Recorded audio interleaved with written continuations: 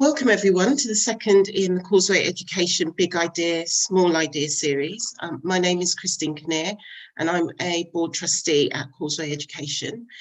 For those of you unfamiliar with the charity, it works at a systemic level to equip young people and those that support them with the knowledge, the skills, the tools and the confidence to make the best possible choices and applications for their post-18 destinations. So ultimately, Causeway Education wants to achieve a higher education landscape where progression isn't determined by privilege. So aside from being a board trustee, I also am the founder and CEO of With Insight Education. So With Insight Education is a not-for-profit organisation that I set up to tackle the enduring problem that Black heritage students have the lowest progression rate to top-tier universities. And it's been my pleasure over the years to work with a growing number of universities, training their Black students to be inspirational role models to Black heritage students from state schools, building their confidence, their knowledge and their ability to make successful applications to leading universities. So today's session comes off the back of a year where both students and academics at universities have been increasingly vociferous about their experiences, adding a depth and a nuance to what the statistics have been telling us for quite a while now, which is essentially that Black students and their experience, both accessing and while at university, can really hinder their outcomes. So I'm delighted to today welcome the panel to hear their big ideas on what we can do about this enduring issue. Firstly, we've got Jessica Amo, who is the Assistant Head Teacher at London Academy of Excellence, Tottenham, Russell Group University graduate herself. Jessica entered teaching through the Teach First programme and has taught across a number of sixth form settings. We've also got Shirelle Davids, who formerly was a programme manager at Causeway Education. She's now studying a PhD at London School of Economics, and her particular focus is researching how practitioners are interpreting widening participation policy when targeting ethnicity. And lastly, we've got Malachi McIntosh. Malachi is the editor and publisher of Wasafari magazine. He previously co-led the Runnymede Trust award-winning Our Migration Story and has spent 4 years at the University of Cambridge as a lecturer in post-colonial literature. So born in the UK, but raised in the US, Malachi brings a real dual perspective on our discussions today about the different education settings. And we do want that discussion to be lively and we do want it to be interactive. So please pop your comments in the YouTube channel. You can also join us via Twitter using the hashtag BISI2020. And there's also the option to use the event code on Slido, and the code is BISI2020. So without much further ado, I'll pass over to Jessica now to start with her big idea. Thank you, Christine. Good afternoon, all. So the big idea I'd like to share with you looks at a way in which universities can support those underrepresented at higher education institutions, making sure that their actual university experience isn't hindered by their background. So we're familiar with students attending widening participation events, summer schools, which I think are an excellent way in which we can introduce students to a range of universities, especially those which are outside of London. One of the most common conversations I have, and many other teachers have with students, is why don't you look at some universities outside of London? There are a number of different responses that question's met with: the cost of moving out, parents not wanting students to move away. But one of the most difficult to challenge is the student's mindset of unfamiliarity. They say things such as, "Miss, no one looks like me in those places. Nobody likes me in those places. No one is like me. I won't feel comfortable." A couple of years ago, actually, a student who I used to teach maths to, she left the sixth form, then she reached out to our maths department a year into her university education, asking us to support her with her studies. She needed help. The question I did think about was, why didn't she go to university lecturers' office times? Why didn't she seek support? Why didn't she have a group of students she studied with who she could ask help for? Why was her experience so different to the stories that we hear most people talk to us about regarding university? But when you look deeper into the situation, it's clear that the student who was confident enough to reach out to our department, her teachers at school and ask for help, wasn't doing that at her university. I wondered, why didn't she make use of those office hours? Why hadn't she built up that friendship group? As a student, I lived in inner city London. I grew up surrounded by Black and Asian people, so I could really resonate with what she was going through. When I was at university, I found it quite difficult to make that transition to the university style of teaching, the university style of doing things, calling older lecturers by their first names, knocking on a lecturer's door, sending an email, putting up a hand in a large lecture room, asking questions in a group of study students who were all very well spoken and seemed like they knew what was going on. So what can widening participation schemes do? Well, my big idea is that widening participation teams come to these students. They spend more time with the sixth form students. They build relationships with them. Lecturers could come to these sixth forms, these schools. They could mentor a few students. They could deliver lectures. They can teach students how to be effective at university. Widening participation teams can also do this. They could deliver sessions on lecture etiquette. They could come into those students' environments and see where our students are coming from. I think that universities need to actually understand what education is like for students in their current situation in order to understand how to best support them. I think lecturers, education at university need to understand how to be a bit more approachable, especially for our first year Black students. With this type of introduction into higher education, I don't think the transition will seem as big for our young people. And also those in higher education institutions will have a bit more of an understanding about who our students are, where they're coming from. There won't be as much of a shock on both sides. Black students are less likely to stay in higher education. So while the entry rates into higher education are changing, the retention rates are very different. So I was looking at a report from 2020 and the data looks at 2016, 2017. And it said that the non-continuation rate for those no longer in higher education was highest for Black students. So that is a problem, that more students, more Black students drop out of university, they don't get the top grades and they don't have the best outcomes after graduation. Interestingly, I had a chat with a student at my sixth form about his transition from secondary school to our sixth form now. He actually responded with, why aren't there any role model teachers like him? So this student was a Black student. He was used to quite a few Black teachers at his secondary school. And at sixth form, there weren't as many Black teachers. Though this whole conversation is not about role models in sixth form settings, it does give us an idea about how students may perceive the educational journey and how comfortable they would feel based on who is teaching them. So just to summarize my big idea, it's all about building that relationship, building that communication, enabling young people to understand how they can thrive at university and making sure that works both ways. I think if we focus a bit more on how the students feel and supporting our students through their university progression, they're more likely to stay at university and be successful. Thank you. Right, thank you so much, Jessica. You raised so many points there, some of which actually mirror some of what I'm going to speak about now. So my big idea, I think back to when my daughter told me that she wanted to go off to Oxbridge, that it wasn't a goal plucked out of thin air, but rather really a culmination of years of being told that her pathway to professional success lay in aiming for a top university, but also coupled with a familial belief that she could go to one. And I compare that to my upbringing, and what's clear to me is that my parents were no less ambitious for me, but what differed was their expectation of how that ambition would manifest itself, and also crucially, their knowledge and ability to engage with the university application process, which meant that even though I was academically able to go to a top university, I didn't end up going to one. And that really brings me to my big idea today, because we all know that parents are key influencers of young people's higher education decisions. So I think if we are going to see a significant change in the outcomes of widening participation efforts, then we really need to be emboldening Black parents to normalise the expectation that their children will attend top university.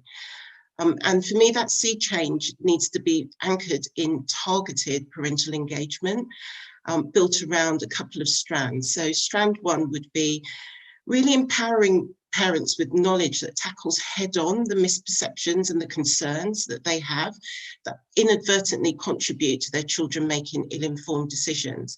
So finances aside, because I know that is a concern for parents across the board, I would say that universities need to be really upfront with parents about the advantages of a top third ranked university education, for example.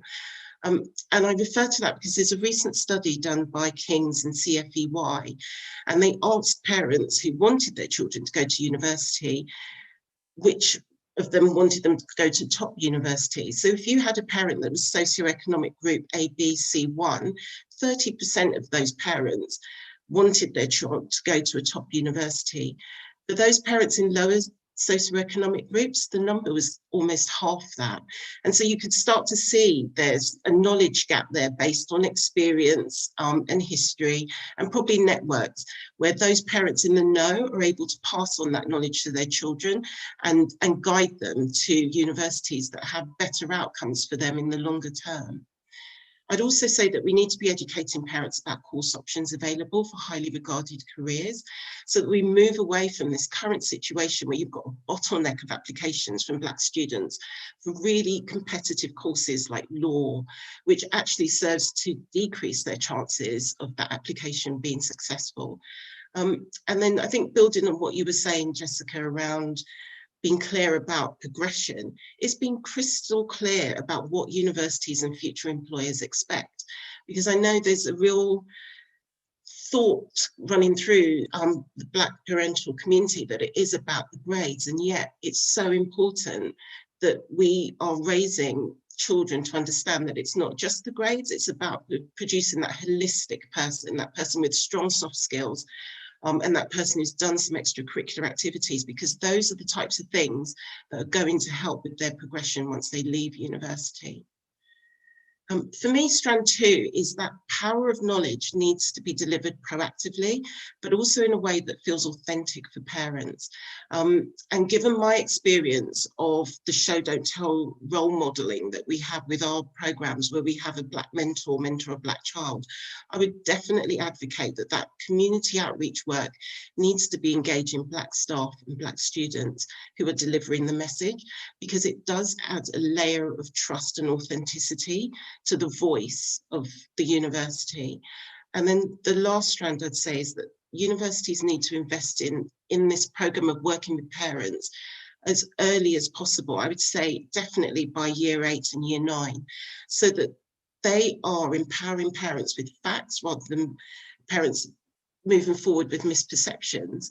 And those facts then normalise conversations at an age before young people start making decisions that actually serve to shut down their opportunities. And also starting early allows for that repetition of message and multiple interactions, because this can't be a once or twice level of interaction. It needs to be constant. It needs to be that building, I suppose on what you were saying, Jessica, that the parents feel comfortable with engaging with universities, and they aren't, to a certain extent, they're demystifying the whole thought of their child going to university and what that would represent for their child and for them as a family as well. So I'm conscious that internally, this will require universities to think about this in the long term as an investment, as opposed to an immediate cost with a quick turnaround. But I think that that perspective is really, really vital if we are going to bring about long-term change. So to surmise then, I've no doubt that the vast majority of parents have really high aspirations for their children. So for me, this isn't about aspiration. It is about practical upskilling parents to better support their children so that they can have a really transformational impact on changing the message, changing the perception, so that parents move from thinking of their child going to a top university as something that's improbable to something that's entirely possible and something that they're completely comfortable with. And I think if we can achieve that, then we will have a legacy impact that will be generational change. So, Shirelle, you are up next. Thank you for passing the baton, Christine. I'm going to talk very briefly about my research, and then just talk about my big idea, which is that we pay attention to the diverse experience of education that those under the category of Black have an experience. So my research is looking at how race and ethnicity is understood in WP policy and practice. And the part of my research I think is particularly pertinent to today is that I'm interested in the ideas around race and ethnicity as practitioners we draw upon when we are designing and delivering our practice. And I should say one of my motivations to do this research was based around observations that we find it within the sector quite difficult to talk about race and ethnicity in the way we are comfortable talking about class, for example, as well as perhaps at times sort of a lazy assumption and stereotyping happening amongst of particular ethnic and racial groups. But at the same time, also observing that, you know, targeting along ethnic and racial lines is particularly embedded in our practice because of its outline in national policy, and in turn, many HEIs outlining in their access and participation plans how they're going to target specific ethnic groups. And all of this sort of connected with my sociological interest in the way we categorize racial and ethnic groups and the meanings we attach to them. And I guess there's a slight concern here that in a space where I know we all foreground the idea of equality and social justice, we're potentially reproducing problematic ideas around race and ethnicity. So given my interest in ideas that are drawn upon when we target along ethnicity, I want to spend today drawing our attention to the need to think critically about the category of Black when we are targeting our practice within WP. And today, by critically, I specifically mean we need to bear in mind how varied the experience of Black students are in terms of accessing university. So I have some data to show you, and it's a table that I've taken from the House of Commons research briefing entitled Educational Outcomes of Black Students and Pupils. And as you can see, within the quote unquote Black experience, there are a number of things going on in terms of HE rates. So we can see that within the Black category, progression ranges from 74.6% of Black African girls going to university compared to 34.6% of Black Caribbean boys. And when we extend this to include the mixed categories, we see that actually the lower end of that range is 29.3% of white and Black Caribbean boys accessing university. So you can see between sort of the top and lowest end of groups of people we consider Black, there's almost a 50% difference in access rate to university. And of course, this table doesn't break down doesn't break the data down by categories we use to represent class, but we can expect that this would show further differences in progression rates. Was that the case? And I guess the point of me drawing our attention to this data is to highlight that we need to be careful about making generalizations about Black experiences, and think about the ways family origin, gender, class, amongst other things, are also part of the story of Black students accessing HE. Now, I do want to add a few disclaimers to sort of paying attention to the varied nature of Black experience.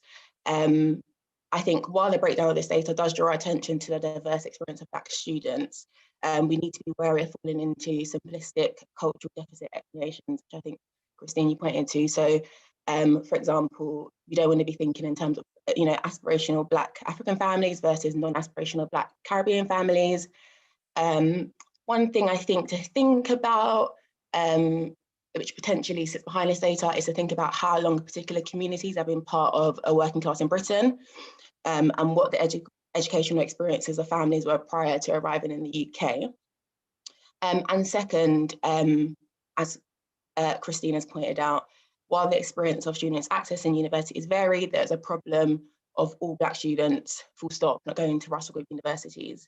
And I think another generalisation that I think is safe to make in terms of the Black experience is that across the board, Black students are least likely to achieve a T1 or first compared to all other ethnic groups. And Jessica, you mentioned that. And there's another slide which I have, which shows sort of which is titled often the BAME achievement gap, but here you can see that Black students are at least likely than across any other ethnic group to achieve a T1 or a first. And as you can see, actually, there is little disparity in this case between Black Caribbean and Black African students. In fact, Black Caribbean students do slightly better. So I think in terms of WP practice, we need to bear in mind that Black students have a particularly poor time when they get to university, and think of what we can include in our practice to take that into account. So to summarize then, I think my big idea is just that we pay attention that the Black experience of accessing and attending university is complex. In some cases, the experience is very varied, in others, there is a general experience we can point to. And we just need to bear those complexities in mind when designing and delivering practice that is supposed to target Black students or incorporate the needs of Black students into it. Thank you. Brilliant. Thank you so much, Cheryl. So I'll hand over to Malachi now. Hi, everyone. Can you guys hear me? Okay. Yeah, okay, perfect. Before starting, I just want to say thank you very much to the Causeway team, especially Helen Drummond, for inviting me to participate. And hopefully I'm a useful contributor to the conversation, coming from a slightly different perspective from the others. The big idea that I'm going to present is something of a sort of helicopter or umbrella idea under which I think all the presentations so far from Christine, Jessica, and Cheryle could fit under in a variety of different ways. I'll try to draw some connections as I go, but hopefully in the discussion that follows, there'll be space to make some further connections and challenges and things like this. So my big idea is simply that Black students don't need to change for universities. Universities need to change for Black students. What that means is widening participation, teams, and universities in general should be actively identifying and removing obstacles to access. I think many people accept that that's part of the role. But a part of that role is that recognizing that many of those obstacles to access are internal to universities and philosophical. So the prevailing model of widening participation activity, as far as I can tell, is one that is about information deficit. The idea that students from Black backgrounds, poor students, regional students, whichever groups are contained under this WP umbrella, lack information about universities, and we need to give them that information so they can come to universities. They lack certain traits that we need in universities, we need to give them those traits so they can come here and access things equivalently to other students who have those bits and pieces, whatever they happen to be. And that idea of information deficit, to me, sort of underscores a wider prevailing philosophy of deficit, full stop, across all sorts of different traits and characteristics, and something that Shirelle just pointed to. And within that is a kind of philosophy that widening participation activity is effectively a kind of charity that helps Black, poor, regional students for their benefit, and not necessarily for the university's benefit. That there's something that they're lacking that we give, whatever those things happen to be. And I think we need to radically reframe and radically shift that philosophy in order to have any success, and certainly any transformational success within the sector. So underneath, again, the helicopter umbrella of Black students don't need to change for universities. Universities need to change for Black students. I have 3 recommendations, so sub-big ideas. So number 1 is we need to shift the deficit from out there in the students to in here. Not think about what the students lack, but what the institution will gain, or think not about what the students lack, but what they have that the institutions don't. What will they bring to your sector? What will they bring to your institution? I think if you cannot answer that question, then you can't do this work well. because you are fundamentally devaluing the individuals who you're trying to bring into this orbit of the institution, into the orbit of the university. So what are they going to give you, not what are you going to give them?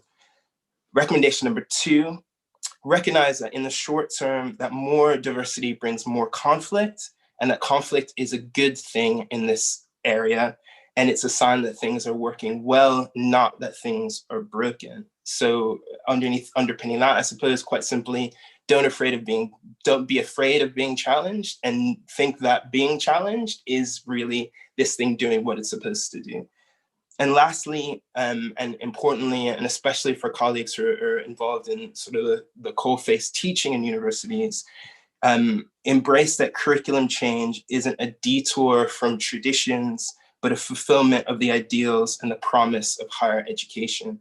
We need to reiterate and think constantly about what universities are for when we do this kind of work. And in my eyes, the goal of the university is to educate the individual so that we can elevate the society. Universities should be spaces of progress, and therefore they should always be forward-looking institutions that are looking for ways to do things better, looking for ways to change existing practices so they better fulfill their promise. And a part of that, I think, in the world that we live in now, is reassessing what we teach so that it can help to hit these ideas of elevating the whole society. The way the university is structured at the moment, we tend to be dealing with a very small subsection of society. The educational opportunities presented at the university helps to elevate that subsection over others. And what we end up with is a very lopsided model of progress, which therefore leads to very lopsided social outcomes. I think we need to really go back and think about how we might change what we teach to address that lopsidedness, to sort of bring everybody up.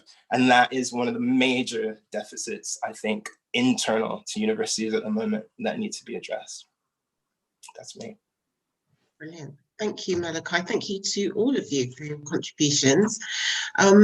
We will be getting questions from the floor, so to speak, which I'll relay to everybody. But just to get the ball rolling, Jessica, on your part about the student that came back and spoke to you, for anybody out there listening who thinks that the point that you raised could just be solved by teaching confident communicating, can you just elaborate a little bit more about the racial dynamic that is at the cornerstone of the issue that you raised, please?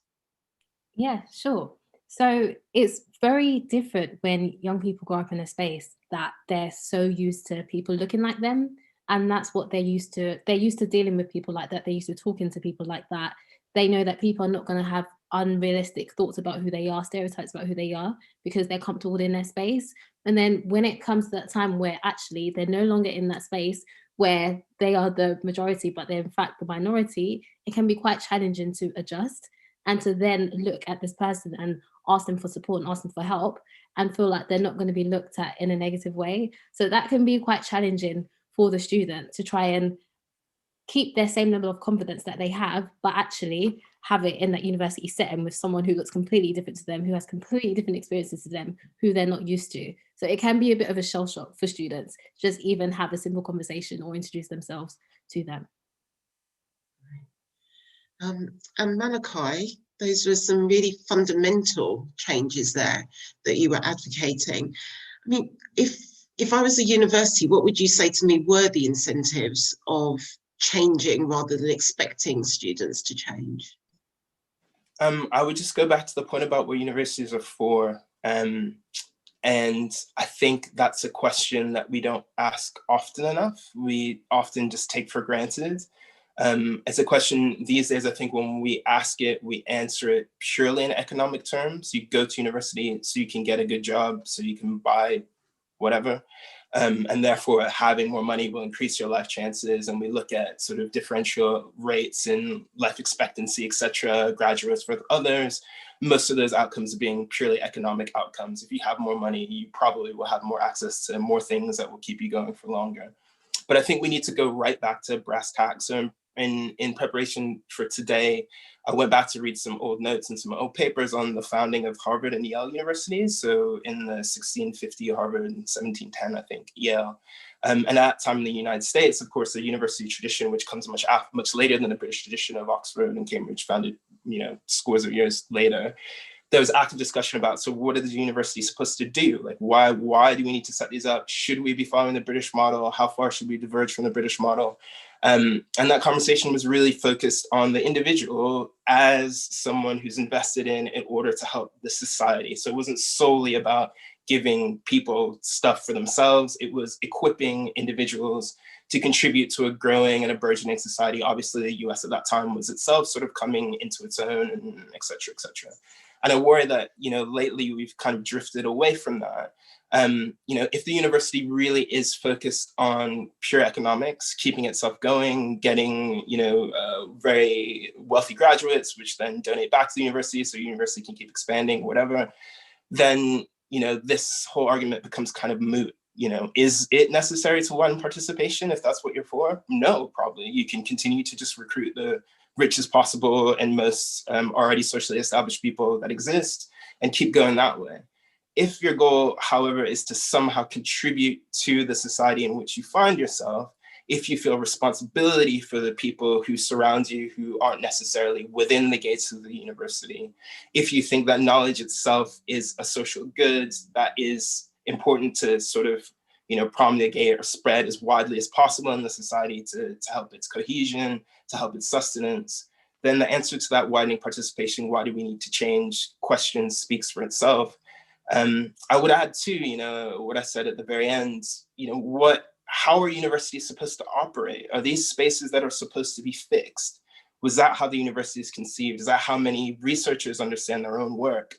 Isn't the entire goal of the system of bringing all these minds together, doing research, et cetera, to reassess and innovate and reassess and innovate and iterate and iterate and iterate?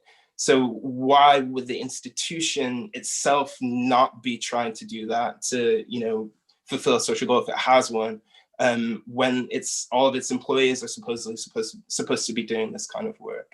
So I think, often in these conversations about social change, which this is ultimately, we just have to talk about society. What kind of society do we want to live in? And I think if we want a society where, everyone has a part to play, or where things perpetually get better, and there aren't these imbalances and inequalities that we see everywhere, then, the role of the university in that is self-explanatory.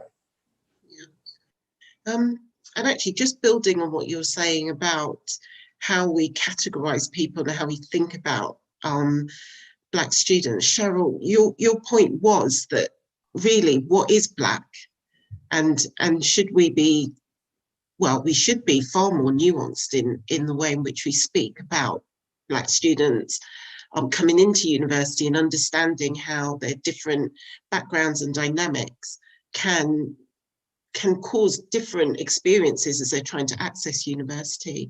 So what would you say for practitioners in terms of advice if we're going to avoid falling into this deficit model for Black students across the board?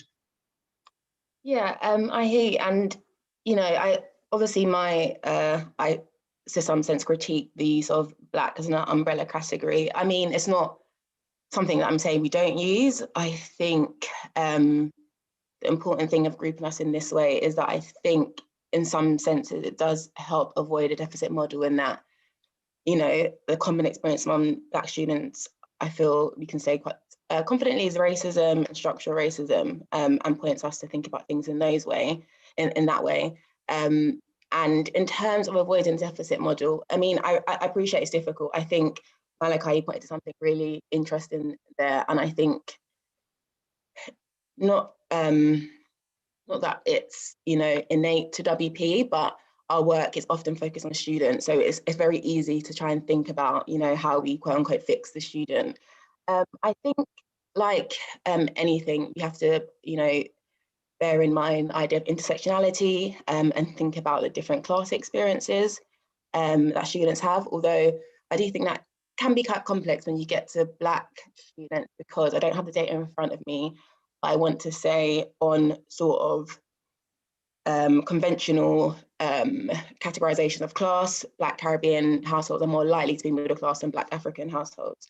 This is why I pointed to sort of family educational history, and sort of what you talk about, Christine, and just perhaps knowledge existing about how to navigate these systems within families. But also, I think, yeah, we're talking about the point of access, and of course, students have had a lot of education before that, and you have to think about the hurdles that students have come up against before they even get to the point of wanting to access university. So I'm thinking in terms of Black students in particular, lots of stuff spoken about in terms of sort of teacher low expectations of Black students and exclusion, for example. And I think, you know, those hurdles provide barriers before they even get to the point of access. And I think, you know, just think critically about how those ideas potentially affect Black African and Black Caribbean students differently.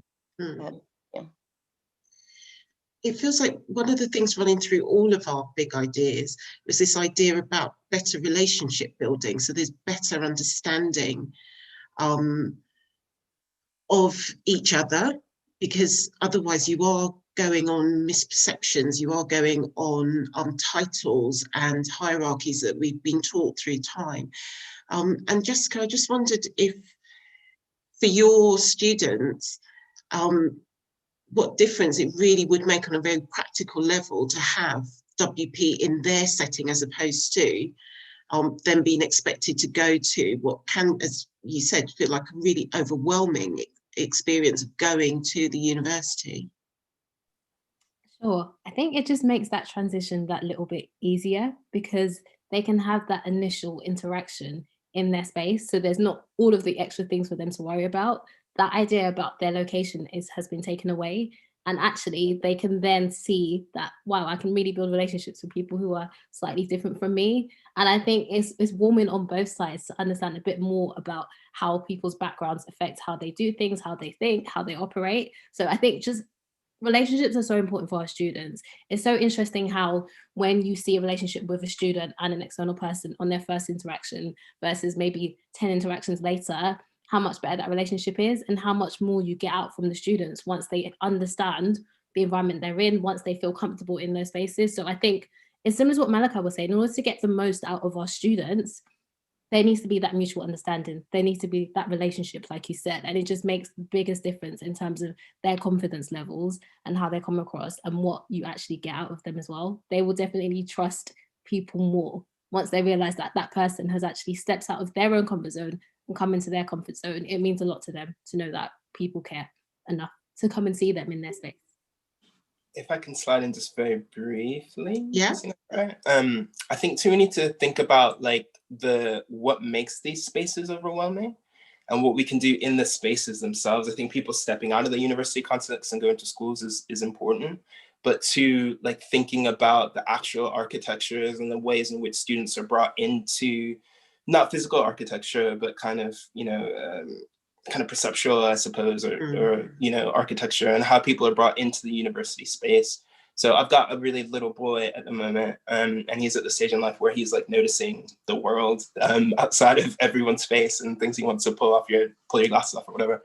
And it's interesting going into new places with him because at some level, like everything is overwhelming, right? And he looks around and he gets shocked and things like this. But there are certain spaces in which that overwhelmingness just evaporates very, very quickly because of the way that people interact with him, because of the things that he sees, and certain spaces where that overwhelmingness just stays. It doesn't go anywhere. He's frightened and he wants to kind of cling to us. And it just made me think in the context of this conversation, how the same is true as an adult. There's certain spaces where you go in, you're shocked at first, but then that's softened and you're comfortable. And certain spaces where your hackles stay up regardless. And I think as university sort of staff and colleagues who are in universities, we need to think really carefully about that natural human reaction to newness. You know, I taught at Cambridge. I had students who came from the most expensive private schools in the country, some who came from, you know, comprehensives. Almost no one was immediately at ease, regardless of their background in that space. But for people to whom it was a bit more familiar, that transition happened faster. But that's just a point to say that, you know, there is a transitional step that happens for everyone And we just need to make sure that that transition is as quick as possible for everyone. And that's about the university itself as much as it is about the school. You can go in and give as many talks as you want to be as friendly as possible. When people come to a new place, they're going to go like this. How do you make that last for as short a time as possible? Yeah. And we've actually had a question through YouTube, which builds on that, because we've been speaking about students at university, but this question is really about the staffing at university. And the question, well, the statement is, I've a frustration because they're working in WP and they're frustrated at how few Black and BME staff there are in the field. And they wonder how we can make the profession more appealing to Black and ethnic graduates. Any thoughts on that? Yeah, I think probably talk to experience. I mean, I think I agree. And I think, if I'm honest, I would say two things. I think my experience in WP, it did echo a lot my experience of attending university. So doing my PhD at LSE, I also done my undergrad and master's there, so I spent a lot of time there. But I often found it culturally very difficult. And I'm sure we all can admit that it's very white and middle class space. I can only say that I know that this field came to me through being an undergrad at university. And in fact, I think the first time I did hear about the department was through them contacting the African and Caribbean Society and asking for volunteers for a particular program. So I think it is, using existing Black networks, like you would with any career, to be honest, any career projection, you would encourage them to be part of the department in some way. So I think it is engaging people at university, in the department, because if we were talking about WP departments in particular, they are situated in universities. I think actually there's a lot of potential there to actually work with the Black undergrads in particular, I would say. Yeah. Malachi? Sorry, I don't want to monopolize. At the risk of oversimplification, just make people feel welcome. And I think often that's just not the experience of Black students and Black staff in particular. Actually, I would say for Black staff, speaking as a former member of Black academic staff, we have much more attention on the experience of students, and there are more students, and students generally are more vocal because they're not worried about getting kicked out because they pay fees. Whereas staff who have jobs are quieter, there are and were fewer of us. So there is less pressure on the institution to create structures to enable and to make it easier for individuals to kind of cope. But I think, the thing that unites those two experiences is that too often people are made to feel like outsiders, and too often people are made to feel that, they should constantly be expressing gratitude for being given the opportunity to be in this place.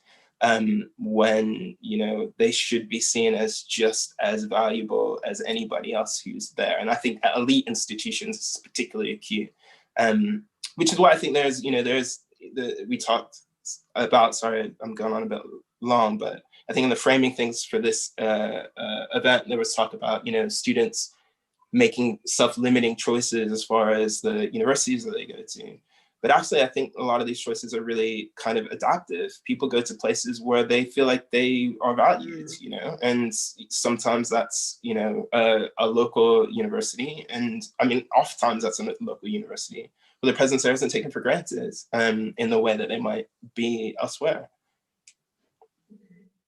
Brilliant. And actually building on that question about framing, we've got another question that's come in. It's how can we frame or facilitate change, the curricula and teaching methods for the decision makers so that they feel brave enough to actually take them up? And that's, I think, something that cuts across both school and university. Who wants to give that one a go? It's an interesting question. Frame is interesting. I think one thing you'll find in universities, for example, is most will have to follow I want to call it the Race Equality Charter, which is the body which looks at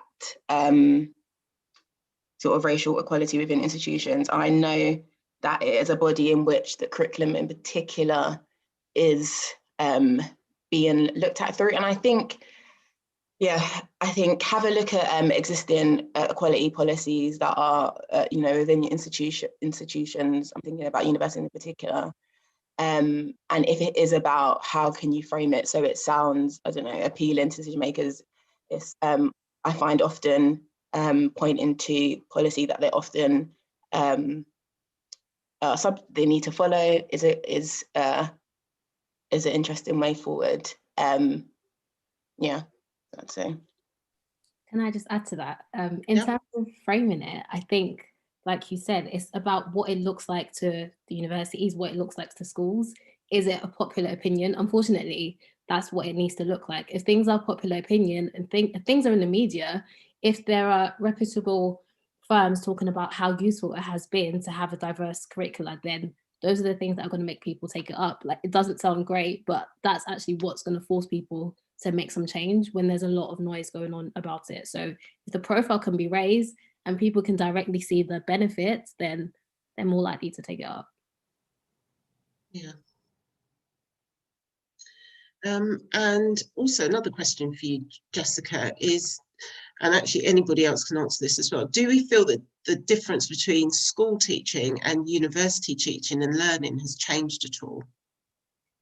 I don't think it has, but I just think but a part of it is that that's the nature of university. It's a very independent way of learning, but I think they're so different. In terms of a high school or school setting, there's a lot more focus on no child gets lost.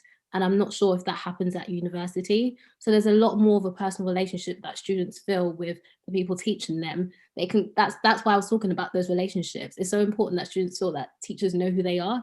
And I think that gets lost at university. I know that some universities have really tried to do more seminars and those sorts of small group settings to help, but I think it's still very different, the student experience at school versus university. Students can very easily get lost at university. There's not really anyone who knows them as much as they do in the same way as school.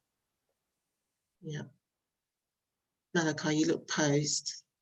I didn't know if you were going to... Just a tiny thing. I think actually one of the interesting and big advantages of the Oxford system is that that isn't the case, because the teaching happens at college level. So you normally have, well, at Cambridge, you had a director of studies who looked after your group of 8 or something like that. So everyone was known. And that is a nice thing about that system. You don't just you can't just vanish. People will be sometimes on your case quite heavily about where you are and what you're up to. Yeah, cool. We've got time for one final question and then we'll go on to the small idea section. So it's a question that says, do any of you have personal experiences at university that you'd be willing to share to inform those listening via YouTube? Either the journey to it or your experience at university. Yeah, I can speak to this. I mean, I think I am doing a PhD in a same institution. I've done my undergrad, so clearly it's somewhere where I have been able to survive. But if I'm honest, for me, and Jessica, you said the same, like I grew up in a very, very diverse environment. And I don't think I truly understood what it was like to be a Black person in a white space, a white majority space. And I'll be honest, I had a massive effects on our mental health, on confidence, self-esteem, etc. But I think my way of coping with that was finding other Black people and joining the ACS and having other people who were going through similar experiences to me. And also I got involved in student politics, which I found really useful and gave me some sort of community. So I did a lot of work in sort of constructing a community for myself, one that would work for me. So it's interesting because when, for example, students ask about your experience, I'm very big on being honest, and I was able to be very successful at university, but that took a lot of me being proactive and making sure I got through it. I'd say. Again, quite similar to what Shirelle was saying. I felt very lost when I got to university. Interestingly, I took part in a lot of widening participation programs, which, although it exposed me to what the demographic at university might be like, it wasn't enough to get me to understand what being at university really meant. And I mean that from a learning experience as well. So I was quite shy already, taking away the fact that I came to this space where I was no longer one of the smartest students, but I was one of the very few Black students in my lecture theatres. So I didn't really say much. And I didn't really get what it meant to be a university student, how to study, how to ask questions until I got to my third year. So I think for me, if I just had, like Shirelle, I got really involved in the ACS, and that helped. Having older Black students who had already been through that process, who understood things and were able to share things, who I could go to, who were a year above me, ask them for help with economics. So I think mentorship is so powerful, just to have that to help our students go through university in the most smooth way possible. Yeah, I guess I shouldn't have gone, is my experience. So I was born in Birmingham, where I live now, but I grew up in New York and in Florida. And at school, I was like the very stereotypical troublemaker kids who, you know, got in fights, sat at the back of the class, wasn't interested in anything. I was given an IQ test in New York because my teachers thought I needed to be in remedial classes. So like the, you know, outside of the frame of everything. And I did so well on that IQ test, I was put into gifted classes. Interesting, in New York, a program that was set up to keep white parents going to public schools rather than sending them to private schools. And then did really well, but then moved to Florida and then went back to being a disruptive kid after some difficult stuff happened in my family. And coasted, you know, and it's by the skin of my teeth that I had a high enough grade point average, which was not particularly high, to be offered a Black scholarship to my local university. English was one of my worst subjects as far as my attainment was concerned, but I got did well enough to get the scholarship. My grandparents who brought me up at that point, I said, like, I've got the scholarship. I guess I should go to university. They said, what do you want to do that for? I said, I don't know. So my friends are going. And then I got in and it completely transformed my life. It completely changed my life. I remember so clearly, must have been week 2, walking through the university library and like there being books there on things I had heard of but never read about, and just taking books off the shelves and just thinking like, this is where I should be.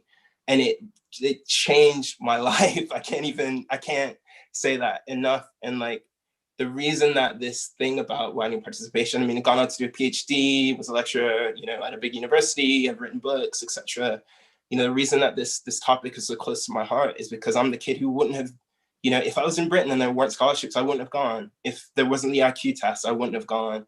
If, you know, any of these number of accidents hadn't happened, I would just be the person that you walk past in the street and you completely, you know, discount, or the kid that you just assume is not capable of anything because he's at the back, like, you know, flicking like paper at girls or whatever, you know?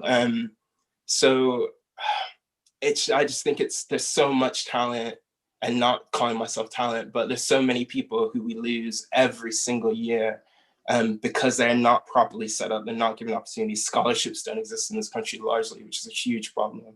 But thanks for people like Stormzy who are getting these things set up. Like, there's so many people who we lose. And I think, you know, if you're working in the sector, that's what you should think about when you go to work every day, making sure that nobody gets lost. Right, I think that's a great summary. And I think across the board, we're talking therefore about having role models and really thinking about access from the young Black students' point of view, as opposed to what can we do to get them fit in our existing models. So we've got a couple of minutes left before we need to wrap up, and we did promise everybody a small idea. So if we could just go quick round the room with your small idea, that'd be great. Jessica, you're top left of my screen, so you can go first. Hi, so one of my small ideas was just have one-to-one sessions with the Black students who, once they get to universities, once they're there, have one-to-one sessions with them. And that will just be perfect for them to be recognised and know that, oh, they've got that little conversation to get things going. Cheryl? So my small idea is quite simply to read the report I got the data from. It is a short report, and I will make sure that link is sent out. And for anyone who wants to Google it now, it is entitled Educational Outcomes of Black Students and Pupils. What I really like about this is actually it traces Black students from primary education and looks at actually how this educational experience varies throughout their educational time. And I think actually, one thing I want to say is I know that well, the stats obviously show that ethnic minority students do better than white students across the board. But I think when we start breaking down the data, it complicates sort of the common sense assumptions that we make right now. Right, thank you. And Malachi? I actually didn't think of one. It's okay. I'm gonna piggyback on Jessica's and say that sounds like a good idea to me. But maybe I use that to connect back to something I said earlier, which is just think about like when you go to a space and you don't feel comfortable, like what happens to make it so you feel comfortable, you know, and how can that be applied to the work that you do with pupils from school and that transition into university? Is it about a personal connection? Is it about like the way the space is arranged?